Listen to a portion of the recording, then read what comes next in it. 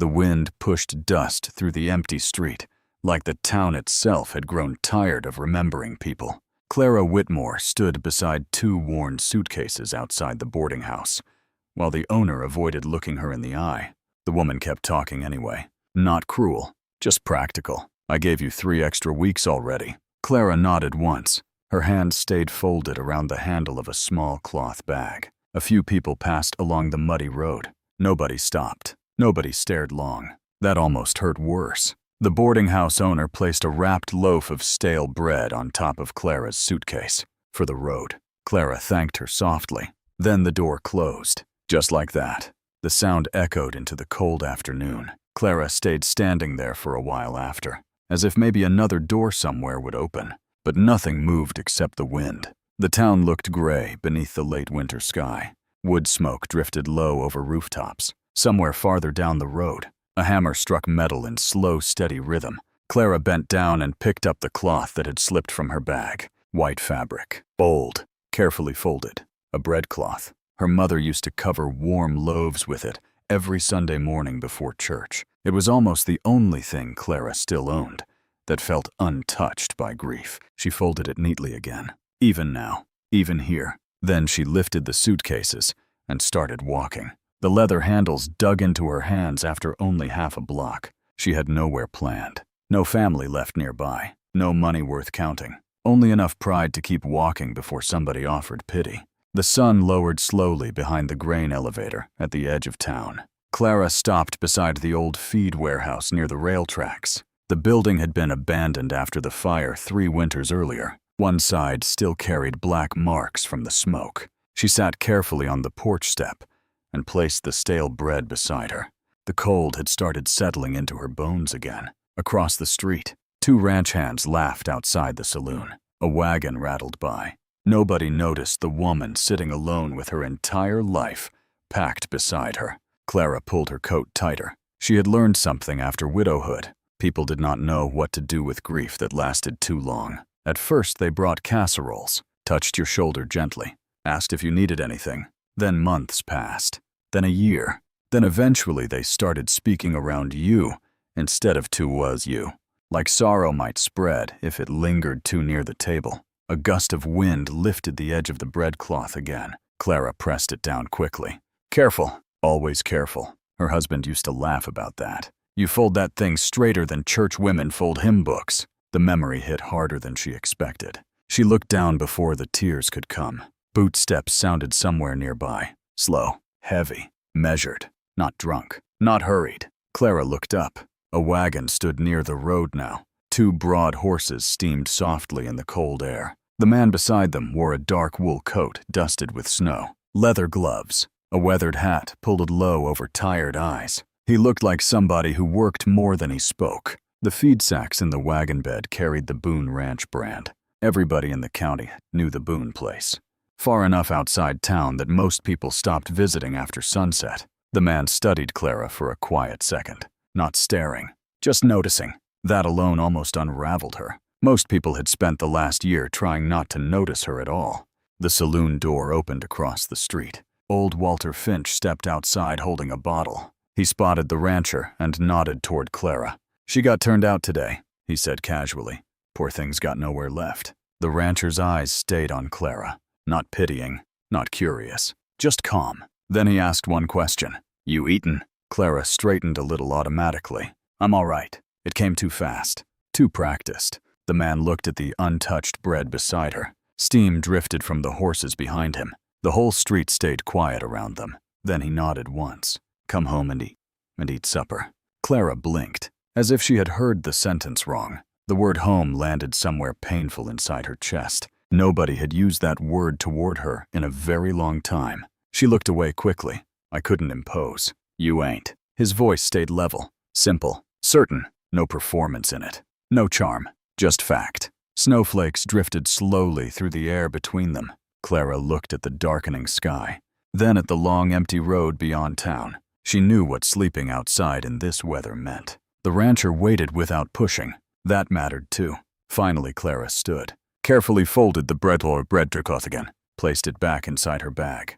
The rancher stepped forward and lifted her heavier suitcase before she could protest. Not because she was weak, just because it was heavy. He loaded both cases into the wagon bed beside the feed sacks. Then he climbed up front and handed her a blanket without comment. Clara sat stiffly at first, while the wagon rolled through the fading light. The town disappeared slowly behind them. Fields opened wide on both sides of the road. Gray fences, bare trees, patches of old snow beneath the hills. The rancher finally spoke after a long while. "Name's Elias Boone. Clara." He nodded once. No questions after that. No asking about her husband. No asking why she had nowhere to go. No asking how long she planned to stay. Only the creak of wagon wheels and the low sound of harness chains. For some reason, that silence felt kinder than conversation. Night settled fully before they reached the ranch. The house stood near a line of cottonwood trees beside a frozen creek. Warm yellow light glowed through the windows. Not bright, just steady. A porch lantern swung softly in the wind. Clara stared at it, while Elias climbed down from the wagon. Something inside her tightened unexpectedly. A light left on for somebody. She could barely remember what that felt like. Elias carried her suitcases onto the porch. The boards creaked beneath their boots. Inside, the house smelled like cedar wood and stew simmering low on the stove. Warmth wrapped around Clara so suddenly her knees almost weakened. She removed her gloves slowly. Her fingers ached as feeling returned. Elias hung his coat near the door, set more wood into the stove, moved through the kitchen with the ease of somebody used to quiet rooms. Still no questions. That mattered more. Every minute. "Bathroom's through there," he said. "Water's hot if you let it run a while." Clara nodded softly. The mirror above the wash basin startled her when she finally looked up. She looked exhausted. Not dramatic exhaustion. The real kind. The kind that settled into a person after too many nights spent bracing for the next loss. When she came back into the kitchen, a bowl of stew waited at the table. Steam curled upward beneath the hanging lamp. Elias sat across from the empty chair, but had not started eating yet. Like he had been waiting, Clara sat slowly. The chair scraped gently across the floorboards. For a second, she just stared at the bowl. Real food. Hot food. Elias reached for the bread loaf near the stove and cut thick slices. He placed one beside her bowl without ceremony. "Thank you," she whispered. He nodded once. That was all. They ate mostly in silence. Wind pressed softly against the windows. The stove cracked low beside them. Clara tried not to eat too quickly. Tried not to look hungry. Widowhood had taught her that people noticed hunger in women differently than they noticed it in men. Elias seemed to notice anyway, without saying anything. He stood midway through supper and returned with another piece of bread, then another spoonful of stew, placed both beside her. No comment, no pity, just quiet provision. Clara looked down quickly before emotion reached her face. Near the center of the table sat a small basket lined with faded cloth. Without thinking, Clara adjusted the cloth edges neatly around the bread. The movement happened automatically. Elias noticed. His eyes rested on the careful fold of fabric for half a second, but he said nothing. After supper, he washed dishes while Clara dried them. The rhythm settled naturally between them. Water, ceramic, firelight. No awkwardness. Outside, snow tapped softly against the porch roof. Clara found herself listening to the sound instead of fearing it. That felt strange, too.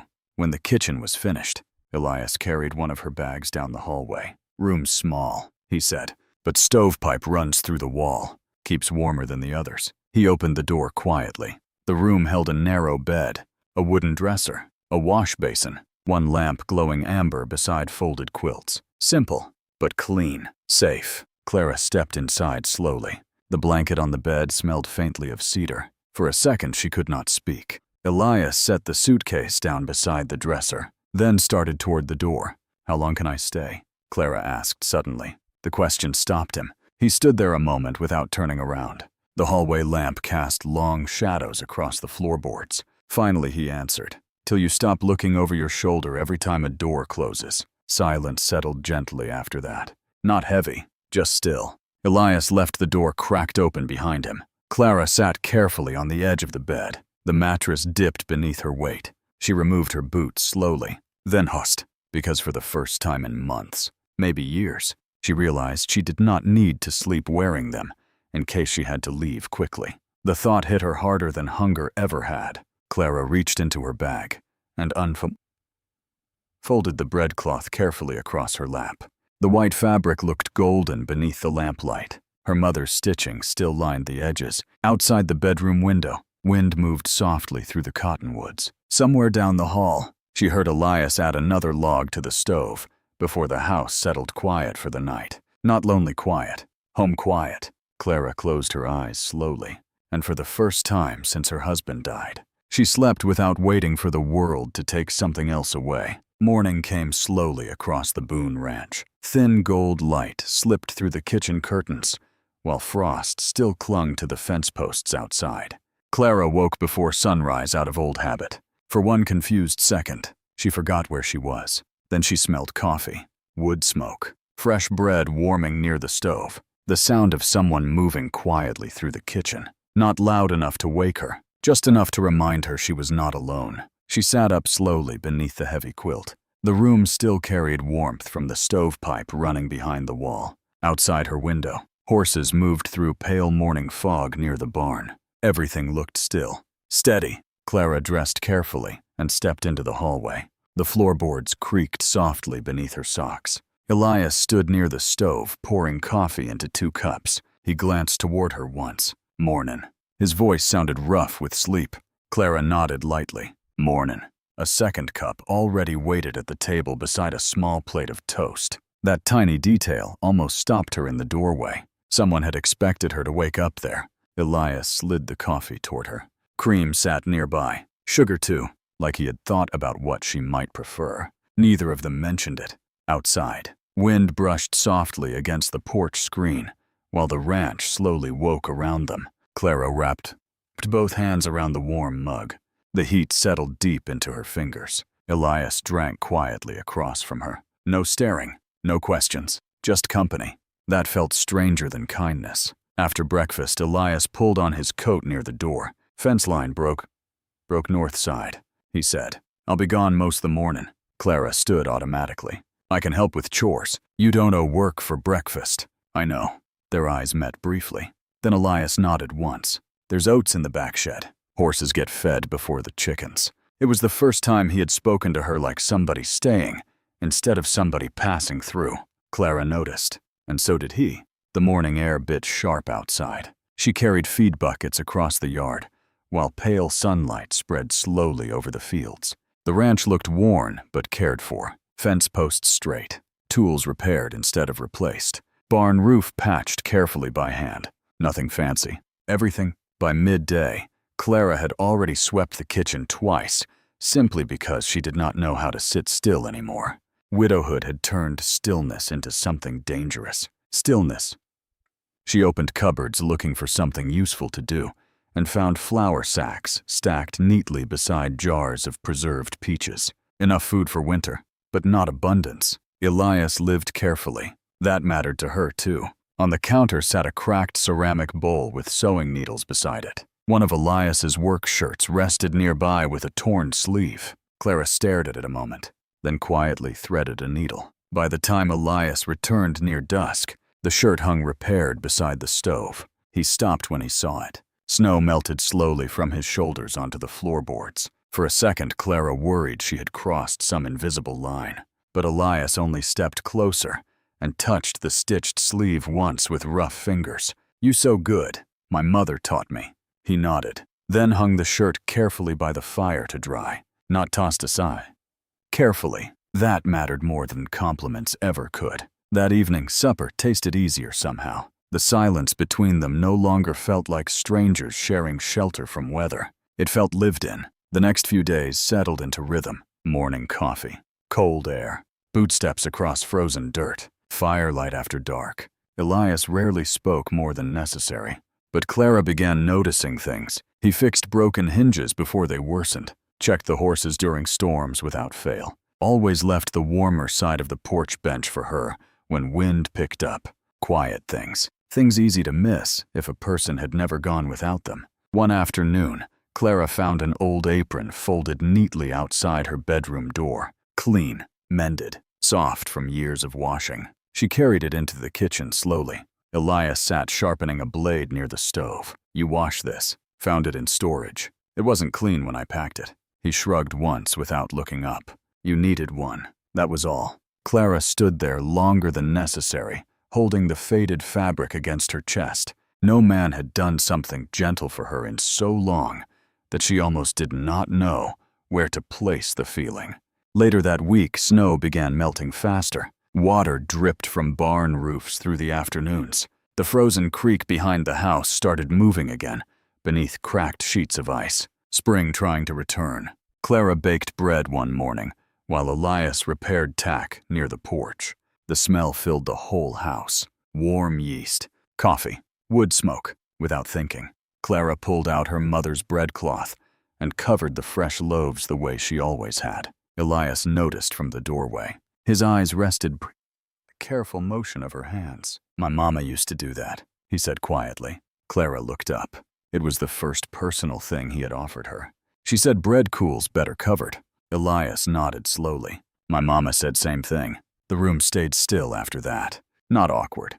Just full, as if two lonely people had accidentally stepped into the same memory at once. A few days later, a young boy arrived near sunset, riding a small brown horse much too hard. Maybe 10 years old. Thin, serious-faced. He stopped outside the porch while Elias stacked wood. Pa says calves broke south fence. Elias nodded toward the barn. Help me saddle up. The boy jumped down quickly. Only then did he notice Clara standing near the kitchen doorway. His posture stiffened immediately, like children do around unfamiliar sadness. This is Clara, Elias said simply. The boy removed his hat politely. Ma'am. Hello? His name was Noah Bennett. His mother had died 2 winters before from fever. His father worked cattle routes most months and often left the boy alone with relatives nearby. Noah barely spoke through supper that evening, but he watched Clara carefully whenever she smiled, like he was trying to remember something. Before leaving, Noah paused beside the kitchen table. The bread's good, he muttered awkwardly, then hurried outside before anyone answered. Clara stood still after the door closed, because it had been a very long time since somebody had complimented something she made. Elias pulled on his gloves near the stove. He don't usually talk much. Neither do you. The corner of Elias's mouth almost moved. Almost. That tiny almost stayed with Clara the rest of the evening. Weeks passed slowly after that. Not dramatic weeks. Gentle ones. The kind built from repeated small kindnesses. Noah started visiting more often. Sometimes for chores. Sometimes just because supper happened near dusk, and the Boone Ranch no longer felt empty. One rainy afternoon, he arrived soaked from the waist down after trying to cross the creek too early. Clara immediately handed him dry towels and scolded him softly while he stood dripping water onto the kitchen floor.